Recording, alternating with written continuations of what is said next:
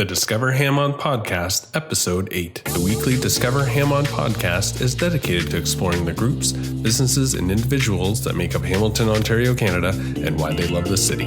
I'm your host, Brian Hogg, and this week I interview Curtis Ingleton and Halden Sproul of Genius IE. We talk about how their company and a handful of others are defining the growing 3D printing space, and how advanced manufacturing companies and techniques are a great fit to Hamilton. We also chat about what brought them to Hamilton and why they love the city, and also the Hamilton Tool Library that Halden started. This episode was recorded live at Studio 41 at 41 King William in downtown Hamilton. For show notes, other episodes, and more, visit discoverhammond.ca. Welcome to the Discover Hammond Podcast. I am here with Curtis Ingleton and Halden Sproul of Genius IE. How are you guys? Very good. Pretty good. Yeah. You had to think about that for a second. Yeah. Pretty good, yeah. Excellent. Good. How about we start with a bit about what you guys do and kind of your role with Genius IE? So we are a 3D solutions provider for Hamilton, then of course, now we're branching out.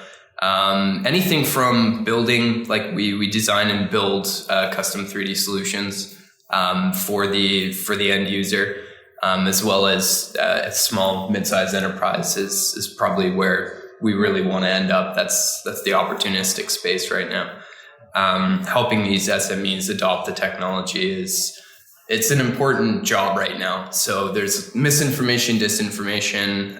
Everyone's wondering what are the actual capabilities of each of the many 3D technologies.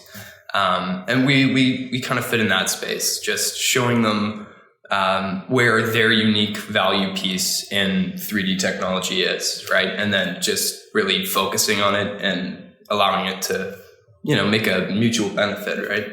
Yeah. And you just started not too long ago, I guess. I'm fresh. Yeah. Like OG fresh. What's your role at Genius? I'm kind of here looking after the business side of stuff, making sure those things are in order. He's letting me just have all my fun in the lab, basically. I get the great job. He's got all the hard work now. Yeah, I do paperwork. Yeah. But I enjoy the business stuff. So, trying to, getting new clients, making sure they're taken care of. The Kerplunk game of organizing what we do. That's super important. So why, the history of the company, like you were saying, there's a lot of misinformation for 3D printing. So what made you think, hey, I should go into this space? Yeah, well, we've actually been in it a long time. I ended up getting my first exposure to the industry something like 10 years ago when a company of mine that I worked for was having a retrofit done. They used 3D printing to prove the actual architecture, and it blew my mind. Obviously, 10 years ago, most people hadn't heard about this stuff at all, right? And so once they peeled my brains off the wall and stuffed them back in, I just couldn't get it out of my head. It was like a bug. So kept it as a hobby and interest, obviously. But there were things that weren't coming out of what was available for the newly introduced 3D user, right? So the learning curve was really high. There were, difficulties in what appeared to me to be how a person would adopt the technology, right? So these big barriers that either when a person would buy it, they'd almost feel like a buyer's remorse and say like, man, I got in over my head. So we've seen that just almost all the time, I have the fortune of being able to visit so many of the advanced manufacturing sites in North America. And when you see the issues that they face, it's almost even the same thing. So it does signify that it's a difficulty in adopting the technology rather than the capabilities of these machines, because those are pretty endless. Like the capabilities, depending on what technology you're using, are sky's the limit basically now. At the very high level, they're working on 3D printers that assemble entire jet engines all at once, like functioning. And they're patenting this process, like the actual process of assembling like a complete engine. How big are those machines? They're big. So I mean, it's sort of like an aircraft hangar when they close it. But I'm sure even quite a few other people that we've met through expos and things, they hear of the 3D printed house. There's a lot of this stuff that's starting to happen, and it's starting a conversation on sustainability. It's really inspiring us to kind of make things better. I don't know. Yeah, absolutely. So what's I guess tell us the story about how it grew to kind of the size it is. It's been a bit of a long road in terms of our runway getting things started. So we started actually working on the business maybe about 2.5, 3 years ago. Realizing printing for friends, doing all of that stuff was probably an opportunity, and we had fun doing it. So we figured, let's start this thing on the side. As the demand grew and the desire to better some of the stuff that we were using, we thought, hey, like we could easily make a play on this. There's not a lot of people doing that, especially here in Canada and even North America. We're lagging a bit behind in terms of this additive manufacturing technology, right? Europe is light years, and not light years. I suppose I'm exaggerating there, but they're even a couple years ahead of where we've brought our advanced manufacturing, right? I think they, being obviously connected to Asia, have quite a bit more to deal with in terms of more available market chains and more opportunistic markets, right? Yeah. So they've had to sort of adapt and overcome to maintain manufacturing in their countries, and we sort of got off scot-free for a while, I guess, being in North America. But now it's become a very clear dialogue. So where I was worried maybe, even up to 2-3 years ago, if people were actually going to get behind this stuff, now it's quite clear people are proving that it thrives in a number of capacities. And that's, I think, probably the main value piece to AM, additive manufacturing, is just its diverse application. So depending on what you're doing, like we right now we're looking at maybe pushing a couple different projects forward where additive processes are used in entirely different ways, but the benefit that they bring the manufacturer that's going to implement them is it's astronomical. The costs come down, the lead times are reduced to sometimes even 10% of what the overall process would take under a traditional kind of an outlook, right? And it's something that you can totally keep in. Versus traditional manufacturing, it's something that's... Well, I mean, the unfortunate thing is I can't really draw you the graph. Like I'm a Mr. Whiteboard, but if you were to look at the traditional curve that represents number of units produced versus cost per unit, you'd see that downward slope, like a ski ramp going down, right? And with additive manufacturing, that of course just stays the same.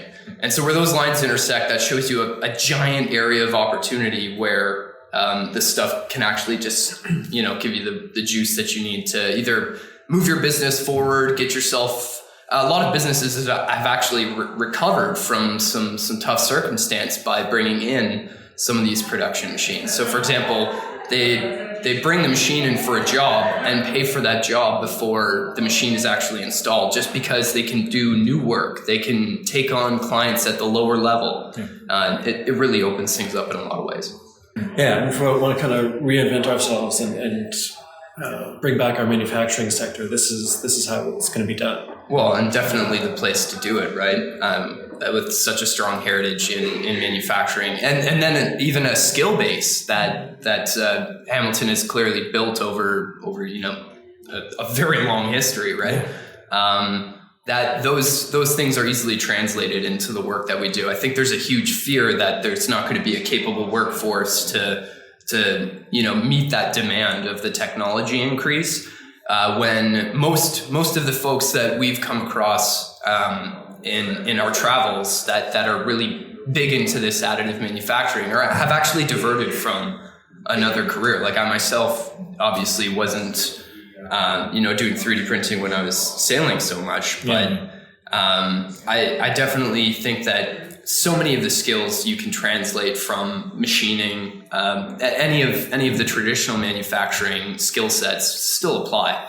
It's just a desire for accuracy, and overall, like an improvement of your product as time goes on, or at the very least sustaining your product quality, right? Yeah. So what's coming up for you guys that you guys are excited about? I'll let you take that one. For me, it's kind of investigating all these opportunities that we have. Curtis has like a gazillion ideas, and one of my jobs is kind of to narrow that focus and figure out what exactly we should be focusing on. Aim the cannon. So bioplastics is one good example. So taking waste plastic from out of the oceans or out of a recycling depot and converting that into a usable product. So we're working on a project to convert these plastics into usable 3D printing filament, for example. Yeah. And there's just millions of opportunities coming out of that. Well, that's what I mean. So me having been in touch with the industry for so long, I get a pulse for where the developments are going to happen, right? And I think the sustainable opportunities that are presented with additive manufacturing. You mentioned picking up plastic that's floating in the ocean. The statistics are very bad for how many pieces of plastic, even per capita, are floating in the world's oceans right now. When you turn waste into money, that's pretty opportunistic, right? And then of course, I think that at the end of the day, we can all feel a bit better about creating all of these things more rapidly in plastics. So there is a bit of a conversation on we're building a lot of this stuff in plastic and we're doing it faster than ever before. How's that going to impact the actual state of waste in our civilizations, right? And I think at the end of the day, as long as we're thinking of these things proactively, so this is the sort of the growth phase of the industry. It's still almost an infant right now, even though it's been around since the 80s. I think it's still very much in its infancy. We have the opportunity to be that forward thinking now, and where sometimes it affects our timelines and things get done maybe slower than what the technology is capable of. The responsibility and sustainability aspects are really important too. Super important. Good stuff. So are you guys from Hamilton originally, or did you migrate? Nope. Shaking your head. Neither of us. Yeah, I've been here since June. Just grew up in Oshawa, spent the last 9 years overseas, and never expected to move to Hamilton. And it was this pleasant surprise that after living in 15 different cities, this has quickly become my favorite place. We're both sort of like nomads that have settled in Hamilton. That's kind of funny. Like I had been sailing everywhere, kind of escaping northern Ontario where I grew up. And it's weird when I came across Hamilton, you maybe don't necessarily think much of it right away. But when you look a bit closer and see the actual amount of green space, that for me is super key. The infrastructure, like having grown up in Sudbury where they don't really spend on trails, on, public access sort of, recreational space, right?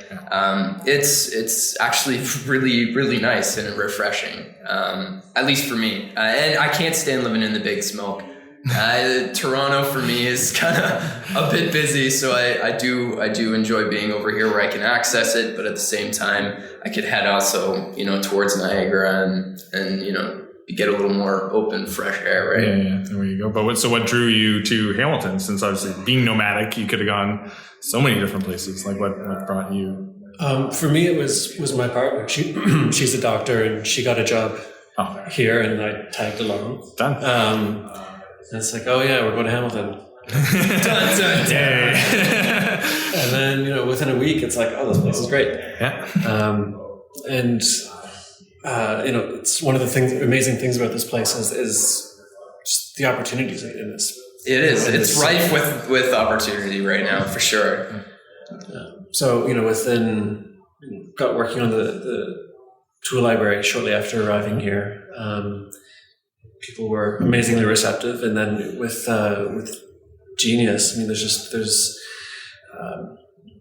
everyone is so incredibly and honestly supportive. Friendly. And actually, it's true, man. There's been an overwhelming amount of support that's come our way, and I think it's actually distinctly stemming from like a Hamilton vibe, right? I don't think we'd be getting the same kind of help and attention in a place like Toronto, where there's a million other things going on. We're so happy that we're one of the things that's really starting to grow here, Why do you heart Hamilton? Why do you love Hamilton? You know what though? I was probably one of the least, advocates for maybe Hamilton in the beginning. My sister settled to do her master's and now her PhD at McMaster. And I actually tried to convince her not to come here, tell you the truth. But she was coming for the program and had to be here, and I suppose the professor that she's working with is quite important in what she does. So she ended up being here, and when I got off the boats, I said I wanted to be by somebody I know and have sort of like a home-based situation. And so I settled down, and you get here at first, and to tell you the truth, my only experience had been coming off of the boats, where the port's getting better and better. That's all I'm gonna say. But when I would arrive, sometimes I'd have concerns, but then you find the pockets that you absolutely love, and that list of pockets is only growing in the city. And I think that's another one of the things that makes me happy to put down roots is the things that I want to see and love to participate in are happening more frequently here. So there's that synergy of the work-life balance that I think means a little more. I guess with me, I've always had those arguments, with my parents about wanting to love what I do and not just plug in every day. And I think that this is a city that you can get that done in. Like there's a lot of overlap of some key areas that, at least for me, are kind of cultural beacons and stuff that you can visit throughout the city, and pretty well enjoy yourself after work, right? Awesome. Very cool. And yourself? Yeah. So, I mean, you didn't have as much of a choice in coming here, but good to hear that you love it now that you're here. And is there anything, one particular thing that you kind of love about the city? Yeah, what really stood out initially and still does is the sense of community and genuinely supportive people, ridiculous amount of friendly people all over the place. I mean, you can really talk to absolutely anybody and actually have a conversation. Within 2 weeks of moving here, we knew every bartender at our local pub by name. They knew us and our dog. Nice. It's find stuff like that everywhere, and it just kind of makes it that much more special. To be around people that genuinely care. Yeah, and are interested. There's like this cool, unfeeling tendency of quite a few other large cities, right? And this place doesn't have that same standoffish kind of vibe, right? I definitely agree. You go in and it's the kind of thing where it's not a nameless shopkeep or whatever that you're dealing with. It's someone you actually like being around and usually want to seek more of that experience, right? So I'm same page as you on that one for sure. Good. So as I kind of alluded to, there's a bit of a lightning round. First question of it is, what's your favorite restaurant? Oof. Are we going at once? Or yeah. Same one? Yeah, you can compete. Go ahead. I'm gonna go with Two Black Sheep. Two Black Sheep. Yeah. On that one. That's a good one. Do you go there often, or fairly frequently? First time I encountered them was upstairs at their crowdfunding event. Kind of cool. been hooked ever since. Very good. It's hard to say. For a while, I was totally set on Maxwell's. That's a good spot. I'm a pasta dude. I could like mow into pasta big time. But that's what I think I do like is I can do different spots all the time. So where nothing really becomes my mainstay, you could go simple and visit, Jack and Lois or, I like doing stuff at home. I'm a bit of a, sometimes when the lab suits me, let's just put it that way. When I can get away, I do appreciate it. So I, raid Cake and Loaf all the time for some of their delicious breads and stuff. And, maybe incorporate some nice cheese you get at the farmer's market. That's what I like is you can kind of just hit up whatever's good, Well, if this whole 3D printing thing doesn't work out, then you can start visiting all the key food spots in Hamilton. I could probably use a bit of meat off my bones. Being a bit of a mac and cheese. That's it. That's probably not the right word to ask. I know exactly. Going out is maybe not the best question for Curtis. All right. Well, what's in the pot is probably the thing for me. Well, then favorite cafe. I mean, you can pass as well on this question. Oh, well, cafes. Cafes is something I do quite a bit more. And that's every one of our meetings. We kind of go to a different spot when we're out and about, right? Yeah. And that is totally for me what I kind of like about the city. Different spots, different feels. Like I love Portuguese custard tarts and stuff like that. So that's mainly I like to just go different stuff all the time. Where would you get Portuguese custard? Well, like there's the Ola Cafe on James. I like that. Oh man, I don't know, Portuguese pastries. They I don't know much about them other than they go down awfully easy. And they're delicious. Yeah. And yeah, mulberry seems to be the default. Yeah. It's a good stalwart. Yeah. Yours, you'll be pleased. And it just seems to be the spot. Like go in there, I can't go in there now without seeing. That's true. Somebody. 5 people or something, right? And that's one of the other things about Hamilton. You go into Mulberry, and like every second time I'm there, I see like the mayor. The mayor. It's perfect. It's like, hey Fred, it's just like the spot. You go there and you see people, and they got good coffee. So. Oh, it's delicious. Delicious savory muffins as well. And their little tea-based latte things. Yeah. Well, like good London fog on a dirty Hamilton cold day. I think that's actually how they have it on the menu. It's tea-based latte things. Yeah. That's how I order it. Right? Luckily, they know what it is, so that's good. Favorite local shop, so non-food. I immediately went to food. The lightning round is turning out to be the brain buster. The favorite shops, like there again, like unless it's an electronic component or something, I'm sort of I kind of go, I don't know, tags. Yeah, actually, in tools. terms of tools, yeah, for sure. That's an exciting spot. Well, earlier on too, when I was in Hamilton, I had to slug away in the retail end of things, and I worked with Sears, and I found if I ever had to refer someone for like an unstandard kind of tool, those guys had everything. Like my people were always coming back saying, yeah, I found it okay, man. Of course, naturally, I was like, too bad I couldn't get this darn corporate organization, but I'm glad you got taken care of, man. That's good. And then, of course, there's the Hamilton Tool Library. Of course. Well, that's a new facet, I think, that is going to change the way people do stuff, right? I even in my own circles, the funny thing is like that 6 degrees of separation, right? Where I think it's only starting to really get around that it's like the Double Dragon team here, and somebody will say something to me about Tool Library, and I'll think like, my goodness, man, that guy's really, really starting to get out there with this. It's a great idea in terms of home improvements and, generally getting stuff done that I think a lot of people are looking at do-it-yourself, not just from a financial standpoint. Even it's an interest and an ability to say you've actually done something, say in your home, or traded something.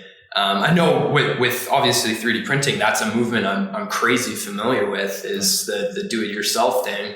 And I'm just so happy to see that that's being widely received on different levels. So even right down to, maybe a handy person will, have the chance to commercialize their services, their trade, because they have access to, tools to get it done now. Yeah. So briefly, how does that work? So is it open during certain hours? Like, just briefly, how does the Hamilton Tool Library work? Right now it's Wednesday to Sunday, noon to 7 on weekdays, 10 to 7 on weekends. It's $50 a year. Yeah. You can borrow tools whenever you want. Generally, they're 5-day rentals for nearly everything, and then for each membership that we sell, we give one away for free to the community. Oh wow, that's really, really cool. Oh, and then we've got a workshop in the basement. So a growing workshop in the basement. That's and you get access to that as part of the $50. You kind of book times. That's $50 a month. So that's a bit of a different deal. I mean, those things are makes sense. Expensive. Sure. Yeah. Well, and there's infrastructure that needs to go into it. Obviously, like you're going to need to look to the training and operation of the heavier equipment. Naturally, like. I don't think radio alarm saws and lathes are going to be the kind of thing that's so easily doled out. There's a lot of stuff you need to do around those machines in terms of upkeep and then operational information, stuff like that. So that's obviously where that comes from. Absolutely. Good. So in terms of favorite event, what would jump out? Super Crawl. I feel like Gollum or something, where I've very clearly been in my cave for way too long, man. But yeah, when I first showed up in the city, that was one thing I could count on year after year, to keep me looking forward to something. And then just general events down by the waterfront in the summertime is it's just nice to turn your brain off for a minute and go and enjoy some, picturesque scenery and stuff, and maybe a walk down by the boardwalk and a drink or something on a nice hot summer day. It's never a bad thing for me. Go ahead. I rather than one specific thing, I mean, the shows at the Pearl Company are pretty awesome. Yeah, man. Those guys put on some pretty amazing. Well, that's a gem. That space is just. Even its history and stuff. It's a pretty neat concept, and it's a very multifaceted space. Like they're doing distinctly different mediums and forms of art all the time. That gives me the variety that I kind of look for. Anyway. Yeah. Beat poetry, Shakespeare, and burlesque. All in the same space. Not necessarily the same.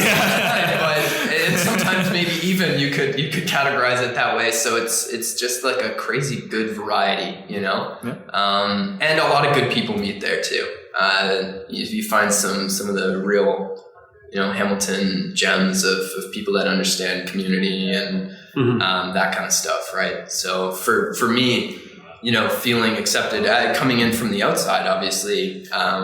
You want to find a place you could settle down where there are people that care about being warm and welcoming and sort of advancing the community that surrounds them instead of just existing in it, which I think a lot of people settle on when they move to another city. It's easy to convince yourself that some of that stuff's not important, but when I stumbled across it, it's a refreshing thing, and you don't leave that kind of a refreshing thing easily. So that's why I've kind of stayed put for sure.